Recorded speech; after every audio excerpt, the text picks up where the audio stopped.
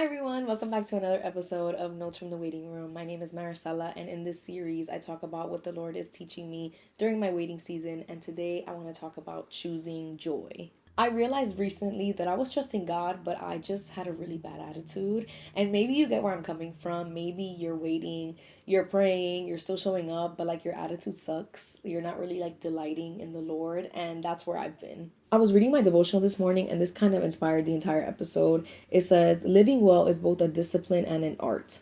Discipline your thoughts to trust me as I work my ways in your life.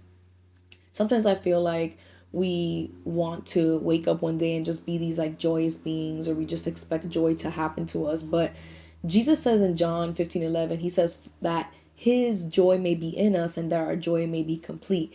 So joy is not something that we can manufacture on our own. Joy is a gift. It's a gift of the spirit, but we still have to choose to make room for it.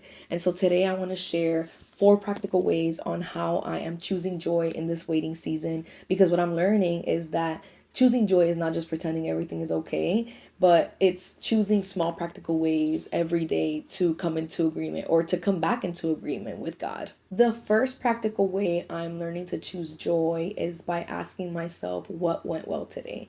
So every night before bed, me and my husband will ask each other what went well today. The day could have been the worst day ever. Everything could have gone wrong, but we do not go to sleep without answering that question. And I know it sounds kind of simple, but if we're not careful, you can go to sleep just like rehearsing what went wrong and go to sleep frustrated. But if you ask yourself what went well, it kind of interrupts that. It forces my brain to look for evidence of God's goodness. Like it's actively training to focus my attention on what God did, where He's providing, where He's still sustaining. Romans 12:2 says, do not conform to the patterns of the world, but be transformed by the renewing of your mind. And I feel like sometimes we hear renewing of the mind and it sounds like all mysterious, but it can be really practical. I like to listen to a lot of podcasts, and I really love Dr. Amen and Dr. Caroline Leaf. They are like experts in the brain, and they basically talk a lot about how the brain is like plastic and how, repeated thoughts can become patterns that ultimately change the way your brain is over time. And I'm not trying to turn this into a science episode, but that has just given me language to what scripture has been saying all along, which is, what you rehearse in your mind matters, what you come into agreement with matters. And so asking myself that question, what went well today, has been a really practical way to train my attention. And maybe that's something that you can adopt into your own routine as well. Ask yourself at the end of the day, before you let the entire day be defined by what went wrong, ask yourself what went well. I'm sure you'll find something that went well. The second practical way I'm learning to choose joy is by practicing gratitude. And I know that sounds kind of cheesy, or like, what people say, they're like, just be grateful, just be grateful. But gratitude has just a way of like pulling me back to reality. Because sometimes when I'm frustrated or like annoyed, my perspective can get really small. And practicing gratitude helps me come back to earth, but it also helps me tell the truth.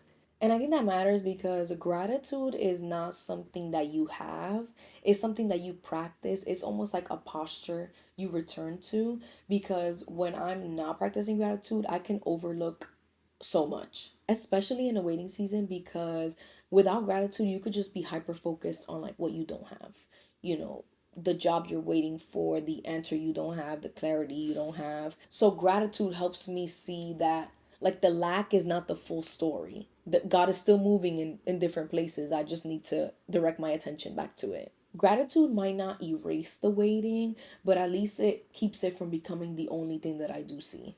The third practical way I'm learning to choose joy is by asking myself what stirs up my affection for Jesus and what does not. This question has helped me so much because choosing joy is not just about changing your mood, although yes, like I would love to be in a better mood, but it's about noticing what pulls my heart towards God and what pulls me away from God. So maybe that's a question that you can ask yourself too, is what stirs up your affection for Jesus? What makes you feel more aware of his presence? What makes you more loving, more present? And then ask yourself the opposite, is what doesn't stir up your affection for Jesus? What makes you forget about him? What makes you bitter or frustrated or angry or anxious? For me, one of the things that does not stir up my affection for Jesus is rushing. If you like to read and you want to learn about how hurrying is not biblical, I recommend the book The Ruthless Elimination of Hurry. I think it's by John Mark Comer. Yeah. Hurrying kills gratitude. Hurrying kills patience. Hurry kills my joy.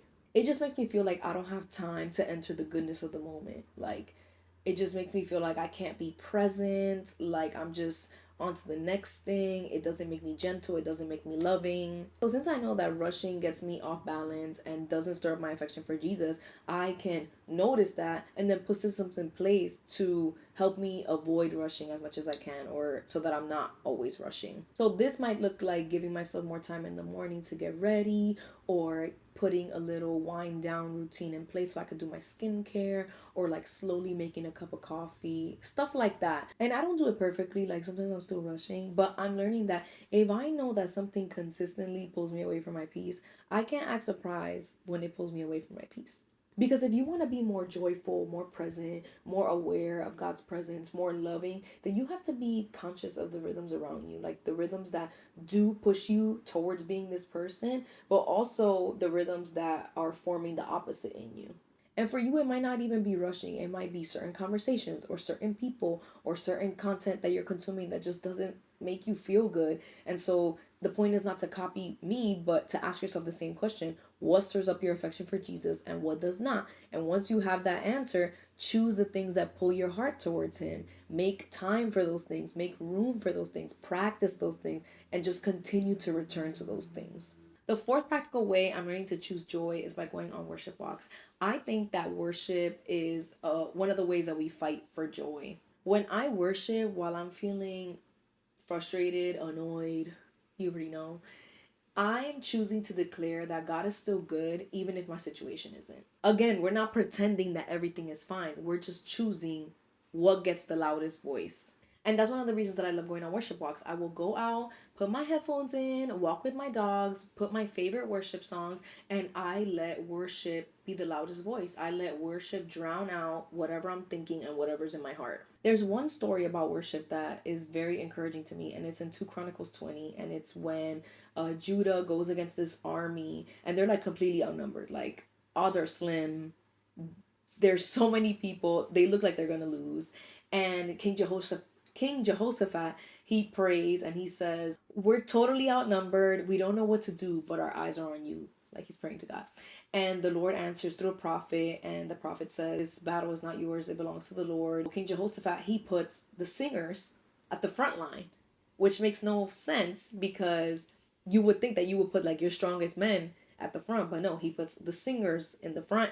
And so the story continues, and they worship, and as soon as they started singing, the Lord like strike down their enemy. I think the story is so powerful because sometimes worship is not just what we do after victory. Sometimes worship is the strategy. So maybe this week choosing joy doesn't have to be this entire life change. It could just start with one practice. Ask yourself what went well today before bed. Write down one thing that you're grateful for. Find one thing that stirs up your affection for Jesus. Remove one thing that pulls you away from Jesus. And maybe go on one worship walk. I love to end my episodes with a question for you to ponder on. And today's question is: what are you doing with the joy God has offered you? Are you making room for it? Scripture says choose life, and I feel like me choosing joy is a way that I practice that in my real life. I don't want to trust God technically or like with a bad attitude, or spend this entire waiting season striving and worrying, and then I look back and realize that I never delighted in Him. And I don't want that for you either. I want us to learn how to live well here, not when we get the answer, here in the middle, before the battle's over, before the doors open, before we see any fruit, not because everything is perfect, but because God is still present. And if God is still present, then there is still reason to have joy. Thank you so much for joining me in this week's episode. I will see you all next time. Bye.